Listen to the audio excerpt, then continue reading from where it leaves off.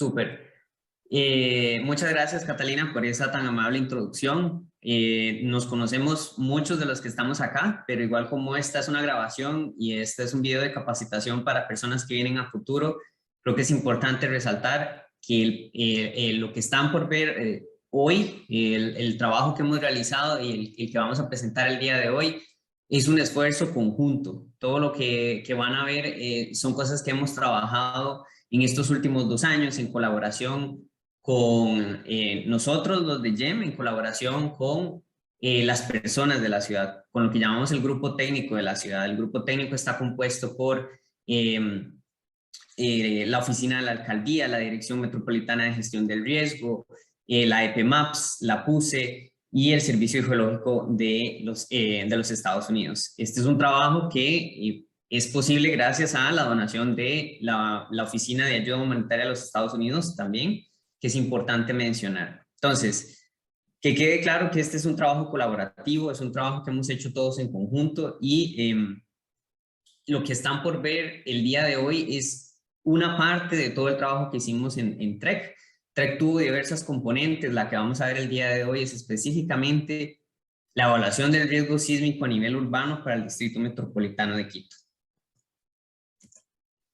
Entonces, la agenda del día de hoy es esta que ven aquí, en esta primera hora, y esperemos que nos dé tiempo porque hay mucho de qué hablar, pero la intención es que en esta primera hora hablemos de lo más importante que se hizo en el proyecto. Es como una reseña de lo que se hizo en el proyecto. Y la segunda parte es dónde está quedando la información del proyecto, cómo puedo acceder a la información del proyecto, cómo la puedo usar. Y esta segunda parte es más aplicada, yo voy a estar viendo el repositorio de la información, etcétera. Entonces me pueden también seguir en la pantalla todas las personas que quieran adueñarse de la información, ver dónde está la información, etcétera, etcétera. Entonces, esta primera parte sobre la evaluación del riesgo sísmico. Entonces, el riesgo sísmico, y siempre iniciamos nuestras capacitaciones diciendo que el riesgo sísmico son 3 cosas. A veces pensamos que el riesgo sísmico es la vulnerabilidad física. Entonces, es importante tener claro que el riesgo físico no solo es la vulnerabilidad física, es la exposición, qué tan expuesto estoy yo a eventos sísmicos, la amenaza, qué tan frecuentes son esos eventos sísmicos y qué tan fuertes son, y la vulnerabilidad.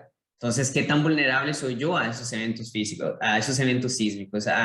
¿Qué tan vulnerables son las estructuras en las que habitamos ante esos eventos sísmicos? Entonces, el riesgo sísmico son 3 cosas fundamentales y durante el proyecto TREC trabajamos en estas 3 cosas fundamentales. Para venir a ver el riesgo, que es lo que vamos a ver al final, lo que quiero es explicar cómo llegamos hasta aquí, cómo llegamos hasta llegar a evaluar el riesgo, llegar a entender cuáles son las comunidades en más alto riesgo, cuáles son las pérdidas económicas, los afectados, etcétera, etcétera. Entonces, empecemos por la amenaza. ¿Okay? Entonces, la amenaza es un componente fundamental. Cuando hacemos una evaluación de la amenaza sísmica, lo que hacemos es tratar de entender todas las posibles fuentes de sismicidad que pueden afectar la ciudad, el distrito metropolitano y qué modelos de movimiento del terreno puedo yo utilizar para hacer estimaciones de qué tan fuerte podemos sentir los terremotos en la superficie.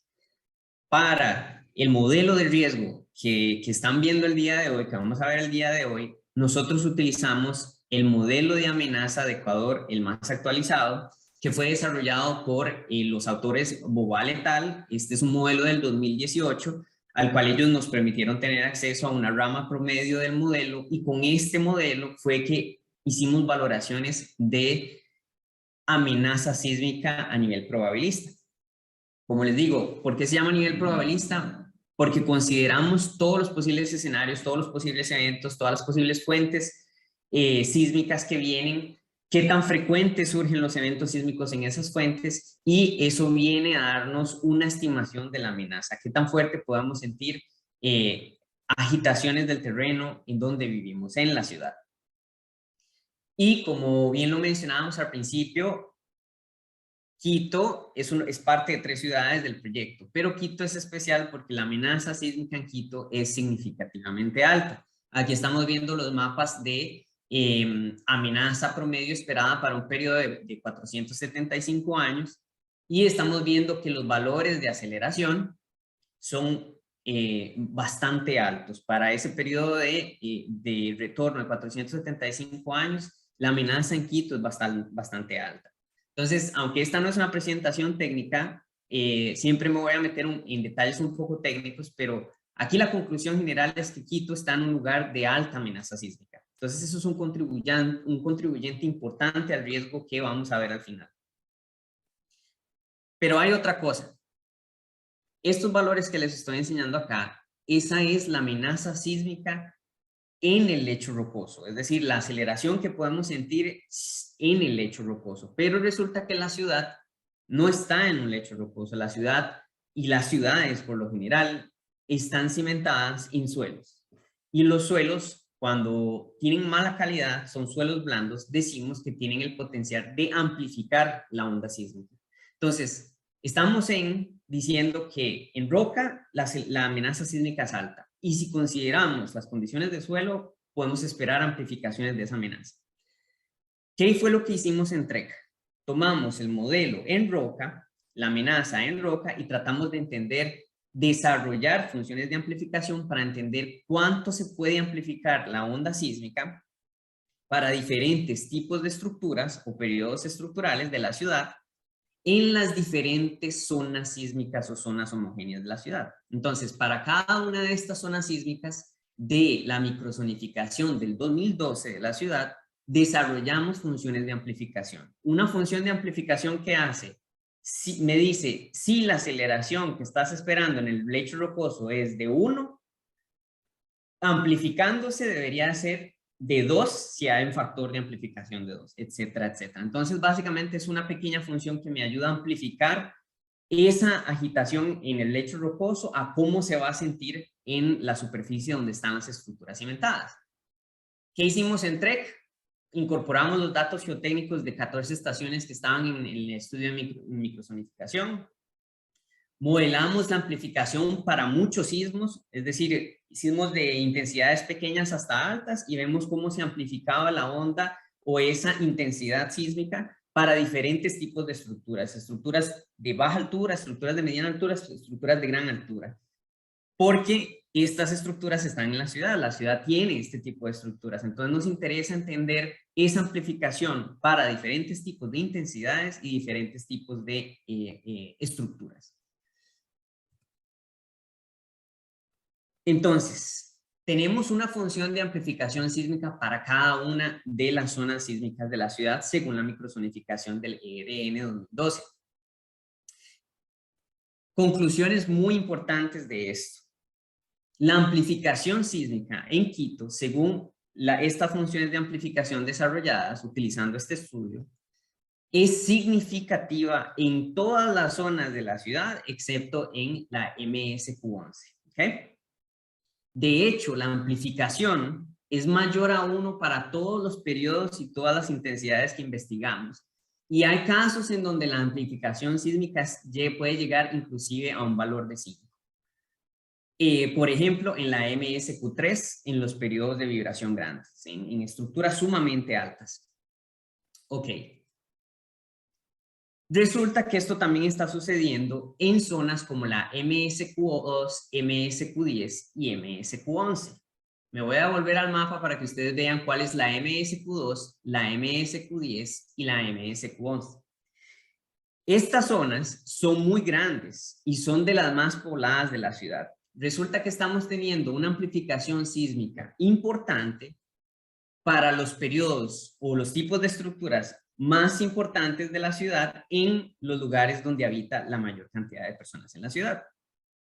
Este es un factor que agrava el riesgo sísmico en la ciudad, y eso lo vamos a ver al final, pero es importante que comprendamos que nosotros hicimos en conjunto, todo el grupo técnico, tratamos de entender qué tanto se va a amplificar la onda sísmica en la ciudad o las intensidades sísmicas esperadas para las estructuras de la ciudad. Entonces hicimos todo ese trabajo y creo que es importante que quede claro que el riesgo que vamos a presentar el día de hoy es el riesgo tomando en cuenta esa amplificación. Viendo la MSQ2, la MSQ10 y la MSQ11 más de cerca, ¿qué estamos viendo? Factores de amplificación muy grandes, mayores a 2, casi de 3, casi que para todos los niveles de intensidades, desde sismos pequeños o intensidades leves hasta intensidades muy altas, todas se van a ver amplificadas casi que para todos los tipos de estructuras. Estos colores, el gris, el rosado, el azul, el café, el rojo, son los diferentes tipos de estructuras pequeñas, medianas, grandes, etcétera. Y estamos viendo que hay una amplificación fuerte para todas las estructuras. Ese es el punto o el objetivo de esta diapositiva. ¿Y en dónde? En el 64% de los edificios y habitantes de la ciudad, porque son los que viven en estas zonas. Ok, entonces empecé por amenaza. La amenaza en Quito es grande y estamos esperando amplificaciones grandes para los diferentes tipos de estructuras. Muy bien. La palabra clave ahí fue estructuras. ¿Cómo sabemos qué tipos de estructuras hay en la ciudad? ¿Cómo desarrollamos, cómo entendemos cuál es el ambiente construido de la ciudad? Y aquí es donde viene todo el trabajo de exposición que hicimos el grupo técnico de la ciudad en conjunto para tratar de contestar eso. ¿Qué es lo que está expuesto? ¿Qué es lo que tenemos expuesto a la amenaza sísmica? ¿Qué es lo que tenemos expuesto a esa amplificación sísmica de la que estoy hablando? Estudiamos estudios, básicamente analizamos estudios previos de riesgo. Quito es una ciudad muy estudiada, entonces no se empieza desde cero. Hay mucho trabajo al respecto hecho con referencia no solo al riesgo, pero también estudiando las tipologías constructivas de la ciudad. Y todo eso que queda en reportes tanto de TREC como en estudios previos, y es bastante claro que Quito es una ciudad o tiene un ambiente constructivo diverso. Hay muchas tipologías estructurales. Hay estudios que dicen que tienen más de 100 tipologías estructurales. Ahorita van a ver cuántas determinamos dentro del proyecto TREC. Pero hay concreto reforzado, mampostería reforzada, mampostería sin reforzar, mampostería confinada, semiconfinada, adobe, etc. Es una ciudad que ha crecido mucho desde sus inicios coloniales, donde se construían adobe, en ladrillo de arcilla, etcétera, etcétera, a los edificios de concreto de gran altura que tenemos ahora, acero, etcétera, etcétera. Entonces, el ambiente construido es diverso. ¿Cómo determinamos qué es lo que está construido en la ciudad? No puedo irme muy en detalle en todo el trabajo que se hizo, pero voy a tratar de sintetizar el trabajo en esta parte. Y básicamente lo que hicimos fue tomar bases de datos de la ciudad, catastro, planificación del uso del suelo, censos de la ciudad, para entender cuántas estructuras hay en la ciudad, de qué están hechas, qué valor económico tienen y cuántas personas viven ahí. Y generamos una matriz, una capa constructiva de la ciudad que es georreferenciada. Sabemos dónde están esos edificios y sabemos cuántas personas. Hicimos estimaciones de dónde están esos edificios, cuántas personas viven ahí, qué valor económico tienen y de qué están hechos.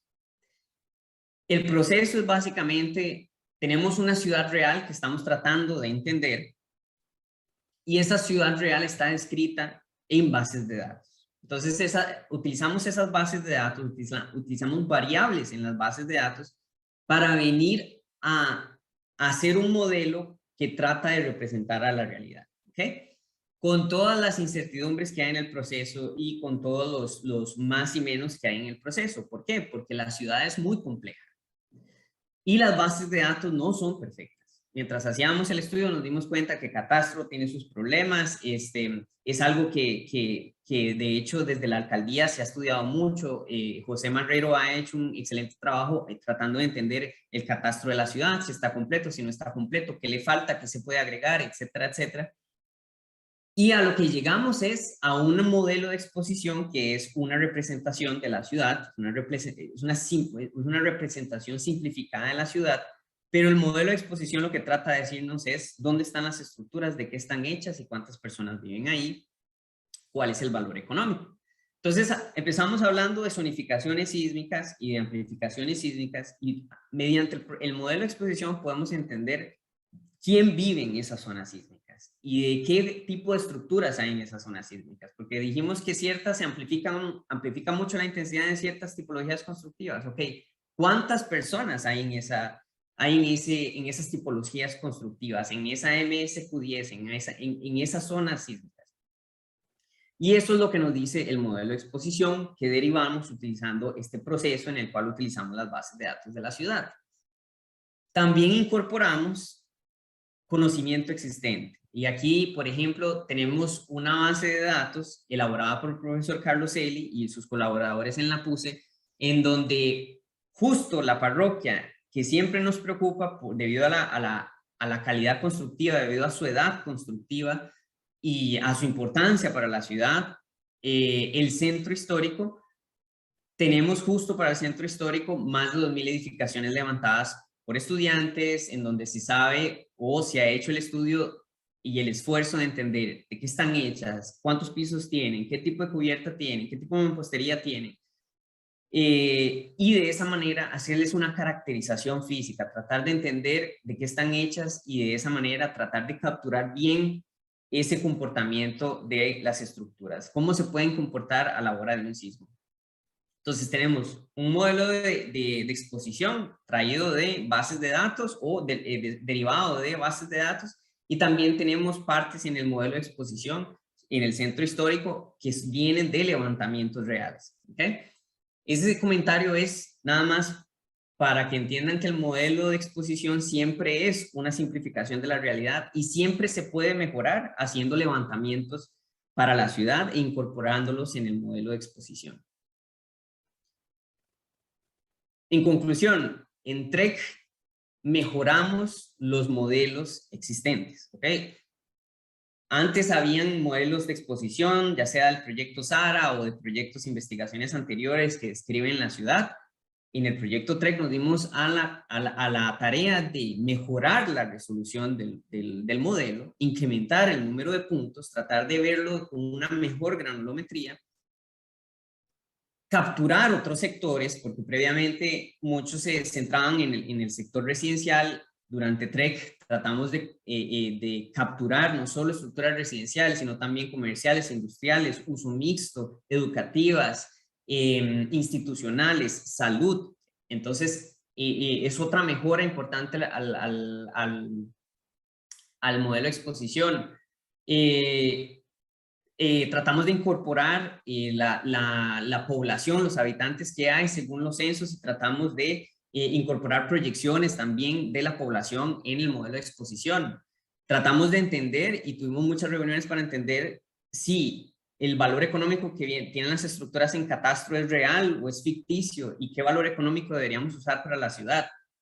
Todo eso lo tomamos en cuenta durante el desarrollo del modelo de exposición. Entonces, como resultados tenemos un mejor modelo de exposición, es un modelo que tiene casi 373 tipologías constructivas y captura atributos muy importantes para caracterizar las estructuras, especialmente el sistema resistente a las cargas laterales, a las cargas sísmicas, y el tipo de cubierta que tienen también, porque la intención siempre es que un modelo de exposición sea lo más detallado posible para que nos sirva no solo para hacer análisis de riesgo sísmico, sino análisis de riesgo volcánico, análisis por inundaciones, análisis por vientos fuertes. El modelo de exposición está ahí y es información clave para entender el riesgo, no solo para el riesgo sísmico. Entonces, aunque hoy vamos a hablar mucho de sismos, es importante que quede claro que el modelo de exposición tiene muchos usos y hay que aprovecharlo, hay que tratar de aprovecharlo. Tipologías predominantes en Quito, lo que más predomina en Latinoamérica y también sucede en Quito, Quito no es la excepción, la mampostería a veces llama albañilería, es la tipología constructiva predominante. En un piso, dos pisos, hay albañilería bien hecha, hay albañilería no tan bien hecha, hay albañilería informal o mampostería informal, y a través del modelo de exposición nos dimos a la tarea de identificar todas estas tipologías constructivas. ¿Qué preocupa o qué es importante entender de Quito? Un alto nivel de estructuras, sobre todo en el centro histórico y las partes antiguas, estructuras hechas en adobe, no tienen acero, en mampostería de arcilla, en tipologías antiguas, mucho antes de que existiera un código sísmico o normativa constructiva. Y también hay construcciones modernas o recientemente hechas en los últimos 10 años que tampoco siguen necesariamente a cabalidad el código sísmico. Entonces tenemos una mampostería que es medio confinada en ciertos paños, pero los paños tienen aberturas muy grandes y tienen unas irregularidades importantes y a veces no tienen acero o probablemente no tienen acero. Entonces, es importante entender que en Quito esa informalidad constructiva tiene una influencia importante en el riesgo sísmico y ahorita lo vamos a ver en números. Otra cosa importante, las alturas. Casi que independientemente del material, en Quito, y aquí estamos viendo este 1 y este 2, este azul fuerte y este azul un poco más fuerte son las tipologías más predominantes, las alturas más predominantes.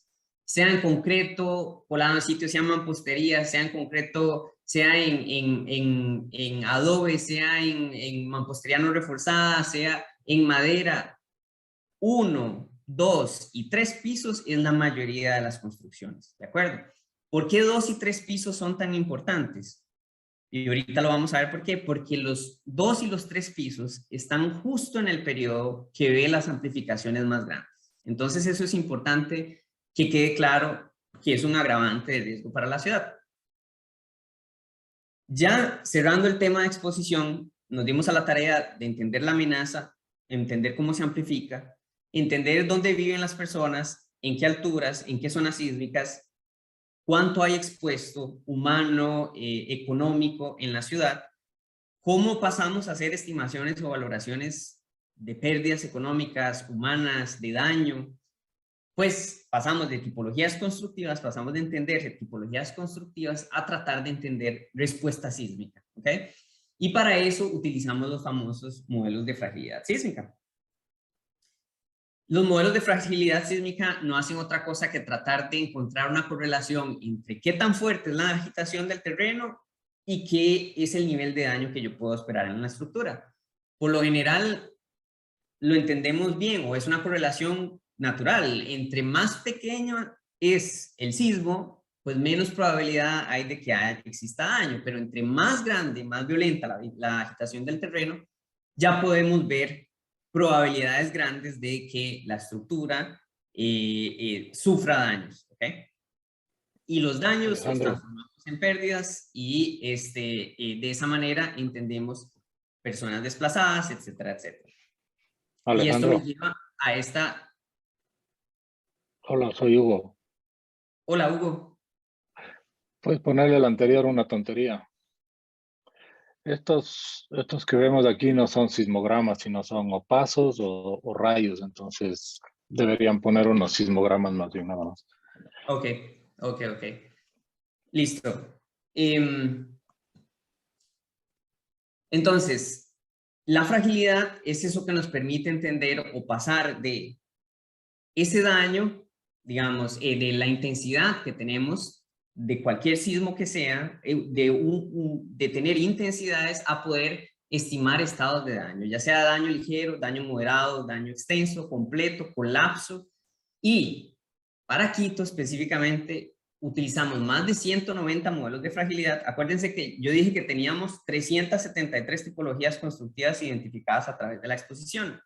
Pero en la literatura no hay 373 funciones de fragilidad. Entonces, tenemos que asociarlas a lo que tenemos, al conocimiento que existe con respecto a la fragilidad sísmica.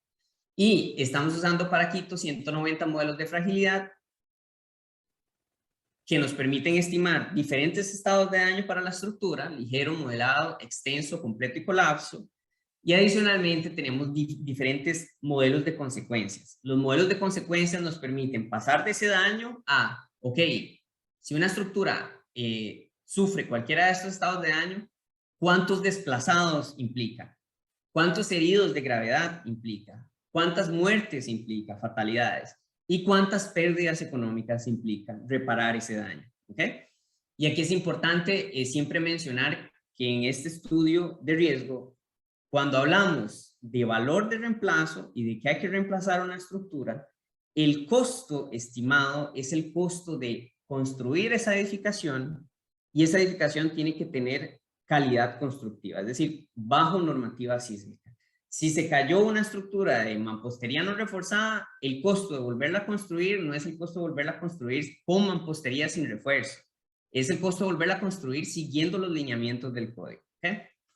Entonces esa es una aclaración importante. Y de nuevo, con los modelos de consecuencia pasamos de entender daño o de ver daño a ya impacto para la ciudad, muertos, heridos, desplazados, pérdidas económicas.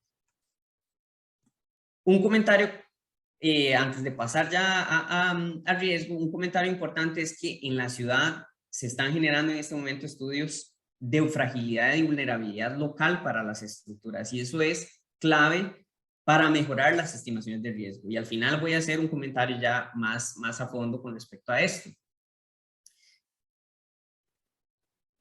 Ya vimos amenaza, ya hablamos de amplificación, hablamos de dónde vive la gente, las estructuras, qué es lo que tenemos expuesto, y hablamos de cómo tenemos fragilidad para esa caracterización de la ciudad, y con eso podemos hacer estimaciones de riesgo. ¿Ok?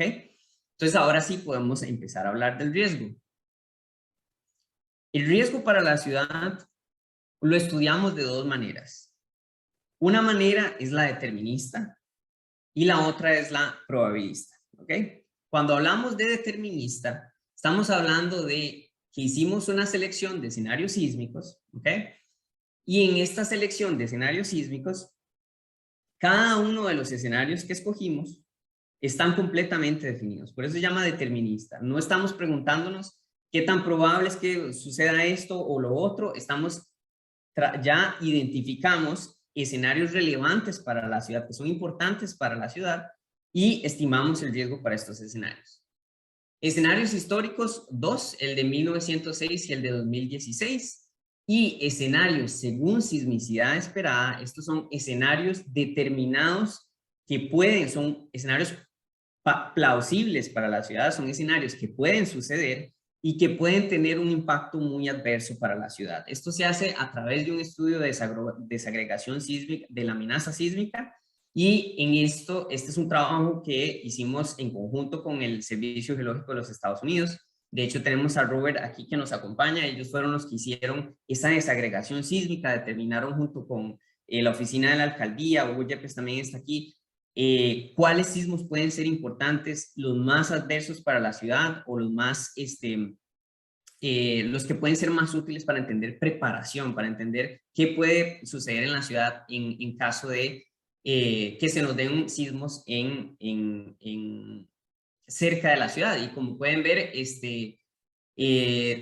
son sismos de magnitud grande, son sismos cerca de la ciudad, son sismos que se están generando en la falla de Quito, en esa estructura de la falla de Quito, que son fallas que pasan a través de la ciudad, y son sismos superficiales, son sismos que tienen mucho potencial dañino para la ciudad.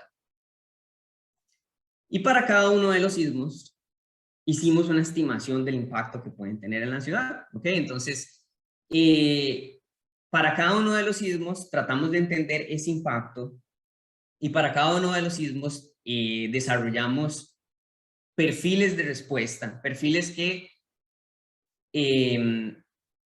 proveen un resumen general de las métricas más importantes del riesgo. ¿Ok? No te proveen toda la información, pero es la información más importante. Entonces, o por lo menos lo que en colaboración con las autoridades de la ciudad, en colaboración con autoridades en ayuda humanitaria, ¿cuáles son los factores más importantes? ¿Qué es la información clave que hay que transmitir? Así fue como desarrollamos estos perfiles. Entonces, los perfiles, me va a pasar a un estático para que veamos un poco más. Los perfiles nos dicen qué evento es el que estamos modelando, qué evento fue el simulado, qué profundidad tiene, qué origen tiene y qué es lo que está expuesto al evento, que es básicamente lo que viene de la parte de exposición. Nos dan un mapa que nos muestra cuál es la afectación en términos del índice de colapsos, ¿ok? Entonces, el índice de colapsos es el número de estructuras que colapsan en cada parroquia debido a ese evento, en porcentaje, ¿ok? Entonces, si el evento es muy fuerte, podemos ver que 2% de las estructuras colapsan en dicha parroquia, en parroquia X, Y, Z. Por ende, como es un porcentaje, no es un valor absoluto, el índice de colapsos tiende a indicarnos vulnerabilidad física en combinación con amplificación de las intensidades, en combinación con la amenaza. Acuérdense que el riesgo, que es lo que estamos viendo acá, no solo es exposición y vulnerabilidad, también es amenaza, también es esa amplificación. Entonces, se nos resaltan en el mapa las comunidades que están en alto riesgo debido a esos tres factores, debido a la exposición que tienen, su caracterización física y la intensidad que pueden sentir, ya sea amplificada si utilizamos los modelos de amplificación. Esto es lo que nos muestra el mapa en índice de colapsos. En la tabla lo que nos muestra es, para esas parroquias o comunidades vulnerables, debido a esos factores, otras métricas de riesgo importantes: fatalidades, personas heridas de gravedad y pérdidas económicas. Son eventos sumamente adversos para la ciudad, por eso es que vemos miles de heridos, billones de dólares de pérdida, etcétera, etcétera. Y por último, este tipo de perfiles también vienen acompañados de histogramas, que entonces son estos histogramas que ustedes ven acá. ¿Y qué es un histograma? Pues el histograma lo que hace es que proporciona información sobre el impacto total de la ciudad, pero el impacto total no lo podemos entender como un resultado único. ¿Por qué? Porque cuando hacemos simulaciones del evento, para esa misma magnitud, para ese mismo origen, para ese mismo evento, esas mismas características, esa misma ruptura, nosotros hacemos 2000 simulaciones de cómo se puede sentir el evento en la superficie. ¿Por qué hacemos 2000? Porque tenemos que tomar en cuenta incertidumbre con respecto a cómo se puede sentir ese evento en la superficie. Entonces, resulta que el histograma nos muestra el rango de posibilidades, el rango de resultados que obtenemos. Como hicimos miles de simulaciones, obtenemos miles de resultados. ¿Qué vemos en el histograma? Los resultados más favorables, en los cuales la agitación del terreno resultó ser mucho menor de lo esperada para un evento de esa magnitud. Esas simulaciones que son las más favorables quedan en este lado del histograma, en el lado izquierdo, en el lado donde las pérdidas son menores. Las más adversas, es decir, las simulaciones en donde la agitación simulada es mucho más severa de lo esperado para un evento de esa magnitud, quedan del lado derecho. Entonces, esas simulaciones más adversas tienden a venir hacia el máximo que obtuvimos en las simulaciones. Y el promedio se centra en donde están las simulaciones cerca del promedio, cerca del resultado más esperado, ¿ok? Entonces, es importante comprender, y lo hablábamos con diferentes personas, cuando mostramos resultados de impacto, no es bueno dar solo un resultado. Hay que entender y tratar de transmitir de que existe incertidumbre, y a veces nos decían, mejor mostremos un rango, y a veces nos decían, mejor mostremos un histograma. Resulta que podemos mostrar tanto el rango como un promedio junto con el histograma. Entonces, de esa manera entendemos ese promedio, qué tan probable es, este máximo, qué tan probable es, etcétera, etcétera. Entonces, eso es lo que nos muestran los histogramas. Y para cada uno de esos eventos tenemos un perfil de riesgo. Entonces, para cada uno de esos eventos importantes que determinamos para la ciudad, tenemos un perfil de riesgo. Y la intención del perfil de respuesta para estos escenarios es que nos ayuden a entender ese impacto mayor, ese rango de posibilidades, y nos preparemos. Digamos, la capacidad de la ciudad es suficiente para responder a un evento de este tipo. ¿Qué haríamos en un evento, ante un evento de este tipo, de esta magnitud?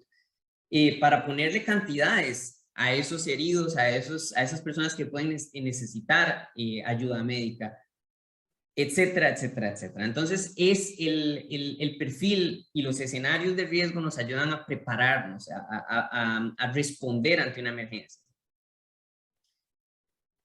Pero también estudiamos el riesgo de una manera probabilista.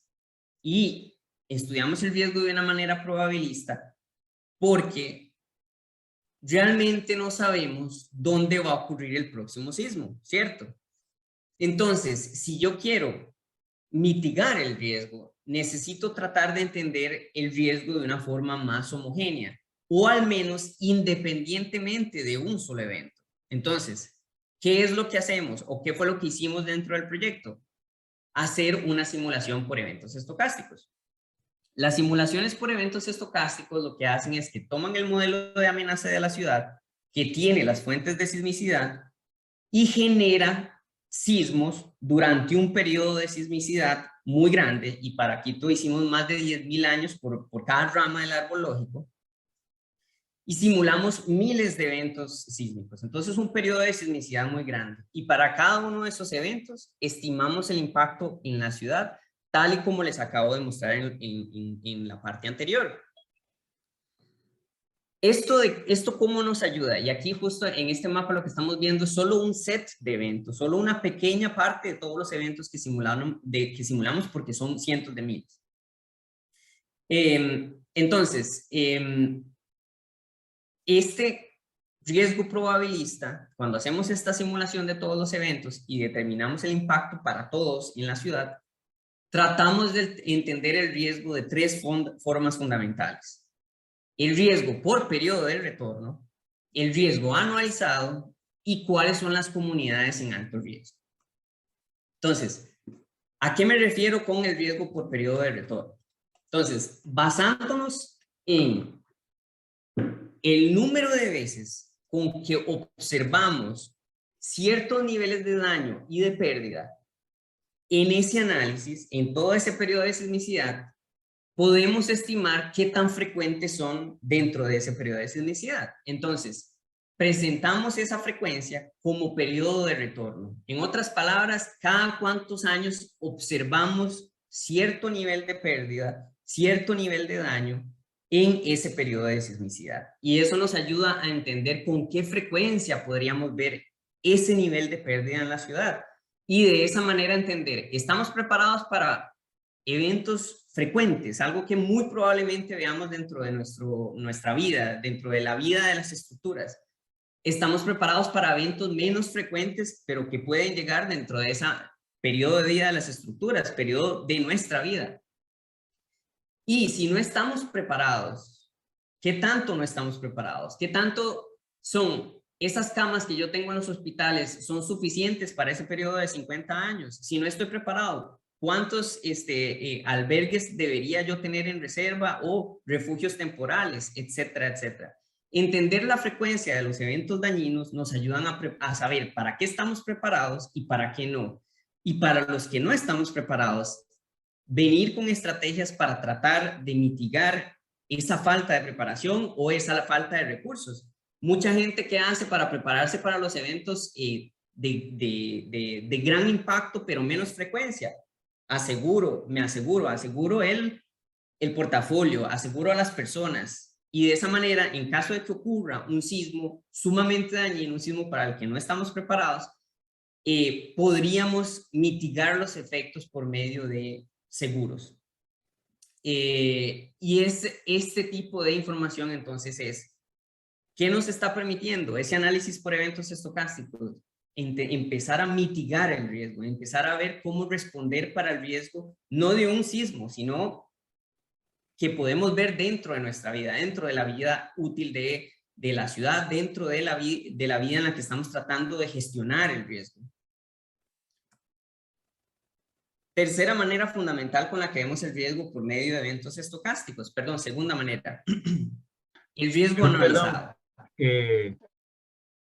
No, en la anterior, entonces sería la pérdida máxima probable. Lo que...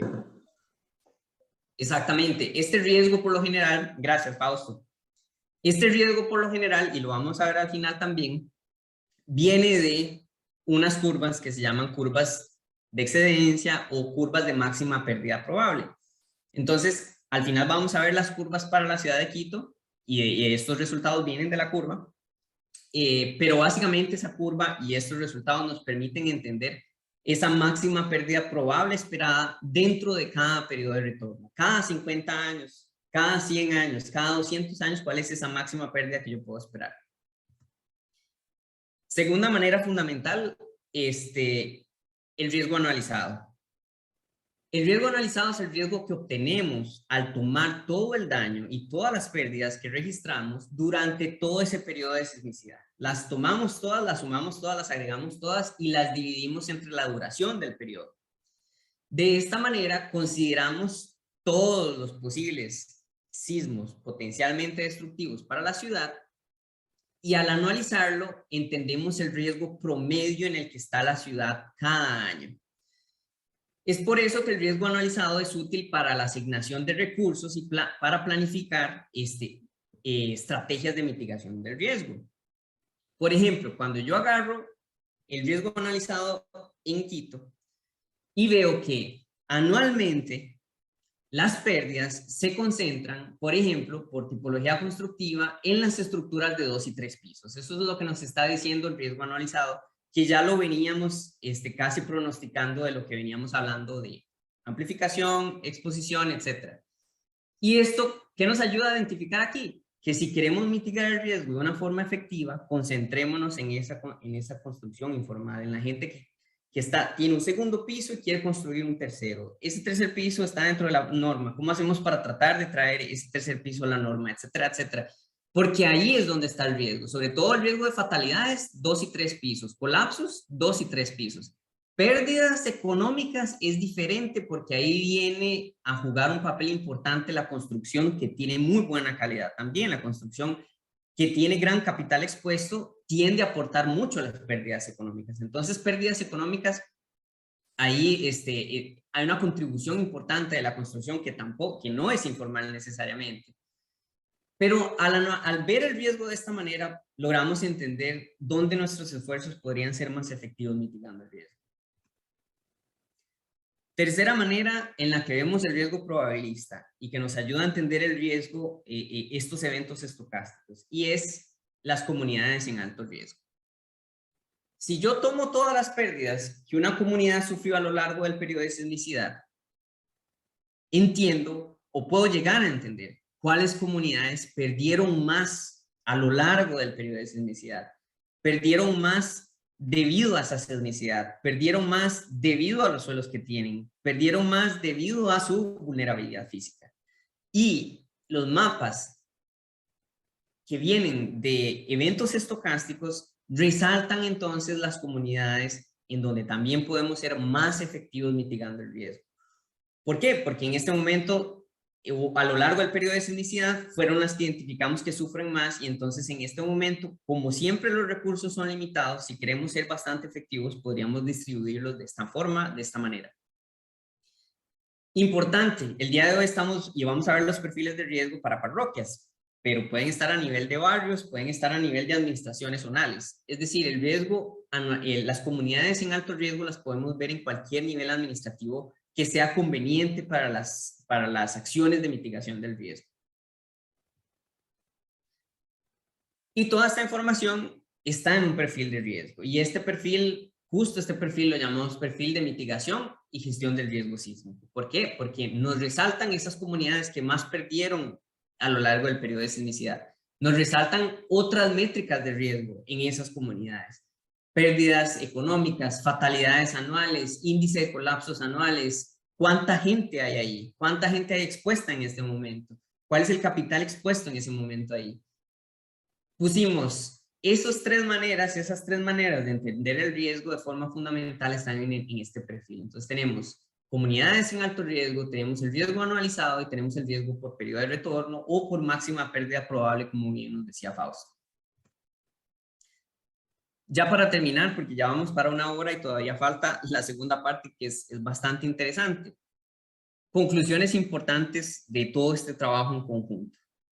La número 1 es que el Distrito Metropolitano tiene un nivel alto de riesgo sísmico. Debido a su sismicidad, debido a esa amplificación, debido a esa vulnerabilidad física, a esa informalidad constructiva de la cual estaba hablando. El riesgo, sin embargo, se ve severamente agravado cuando se toma en cuenta la respuesta del suelo local. Y aquí hago la salvedad usando la microzonificación del 2012.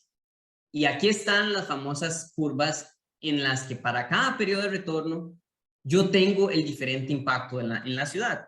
Y aquí estamos viendo económico y aquí estamos viendo en fatalidades. ¿Y qué vemos? Si yo estoy estimando el riesgo para Quito en roca, estoy subestimando el riesgo sísmico. ¿Por qué? Porque vemos que es el riesgo que nos da menos pérdidas en ambos casos para todos los periodos de retorno, para todos los eventos simulados.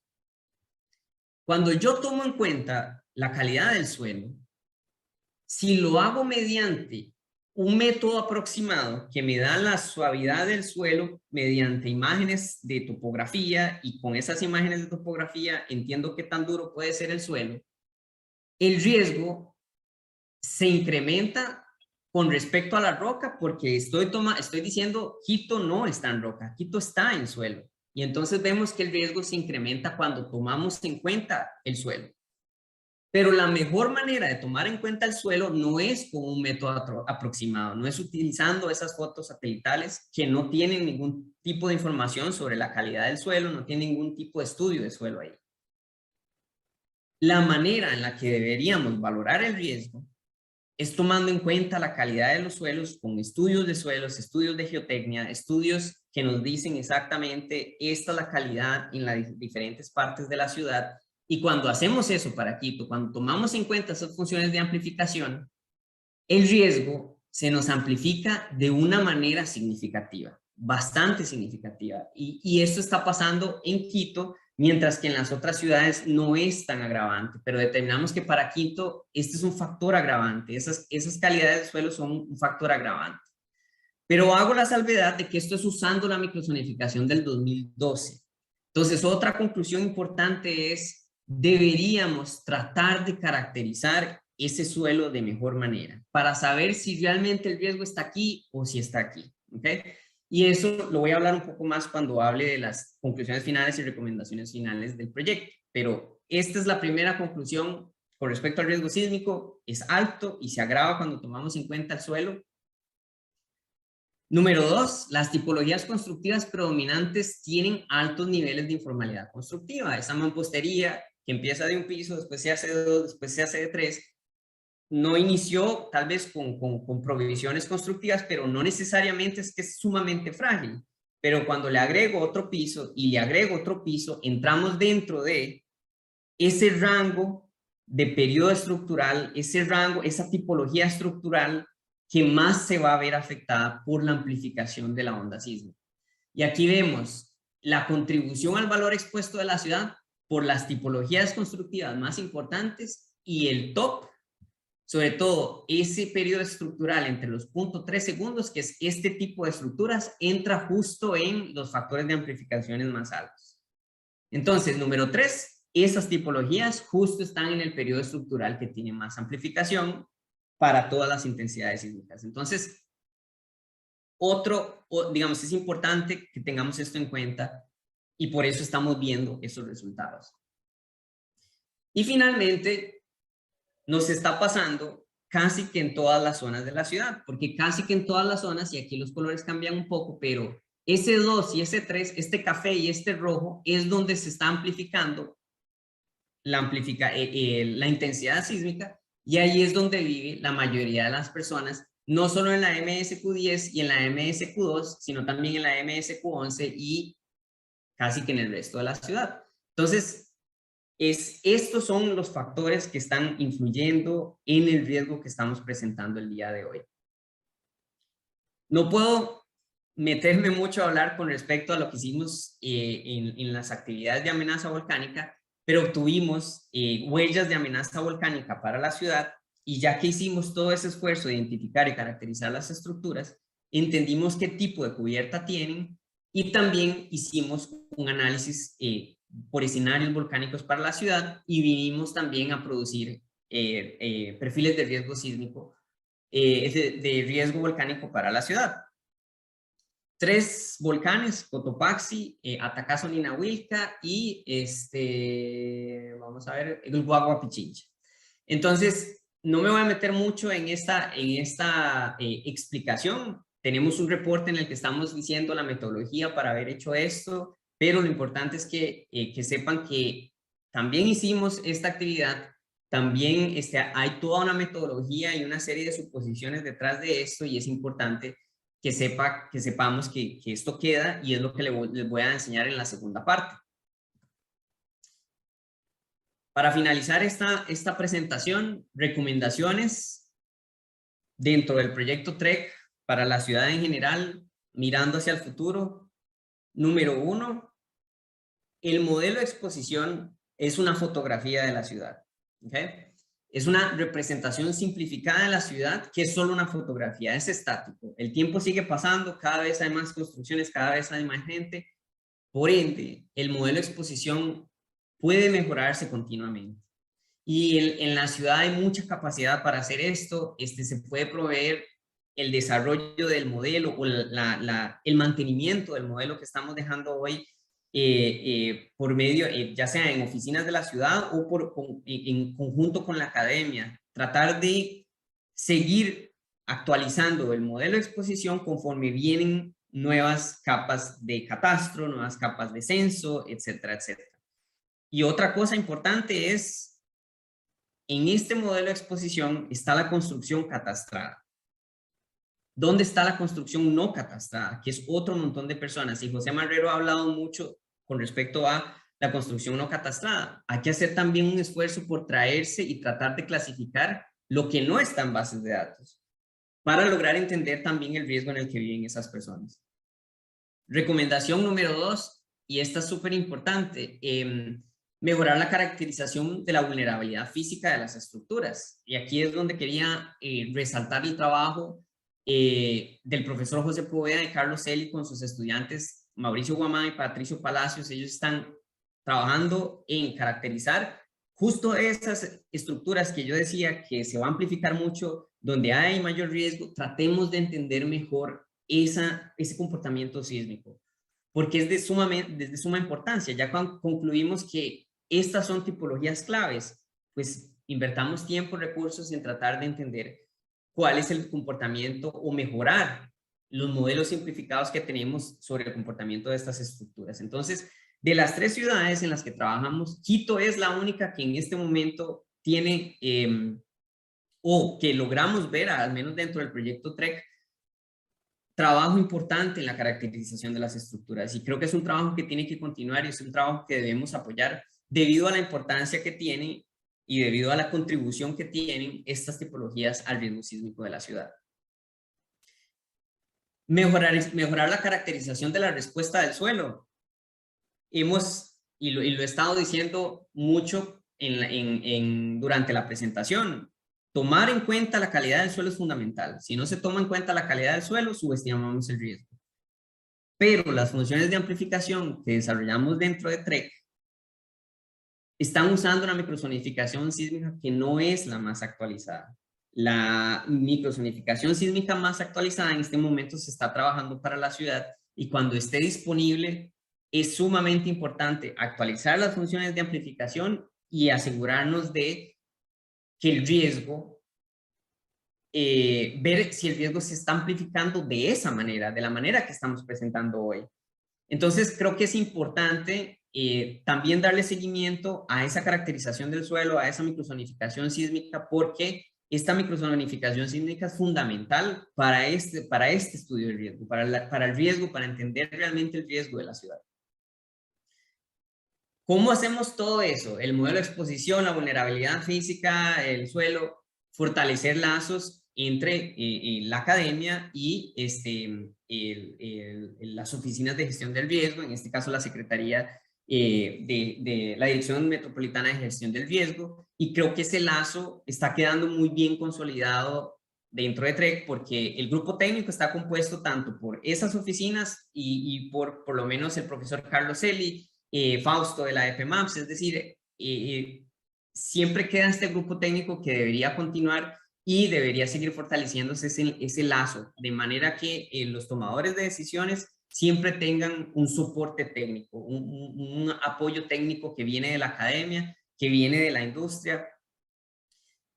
Capacitación continua con respecto a entender el riesgo sísmico. Para Quito es importante, pero una conclusión importante tal vez para mí, para Catalina, es que en Quito está toda la capacidad académica, técnica, todos ustedes entienden muy bien el riesgo sísmico, pueden hacer excelentes investigaciones con respecto al riesgo, he visto excelentes investigaciones con respecto a vulnerabilidad, excelentes trabajos con respecto a la exposición por parte de José Marrero y Hugo Yepes en la alcaldía. La capacidad está realmente en Quito, entonces lo que hay que hacer es seguir apoyándola, seguir dándole seguimiento y seguir manteniendo ese compromiso, digamos, ese nivel de atención en el tema del riesgo sísmico.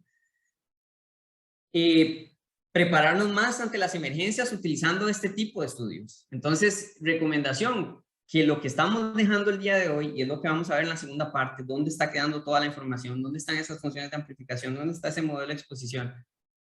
Lo que está quedando el día de hoy, que no quede guardado, que no quede en un repositorio, que pase a informar políticas de preparación, políticas de respuesta para la ciudad.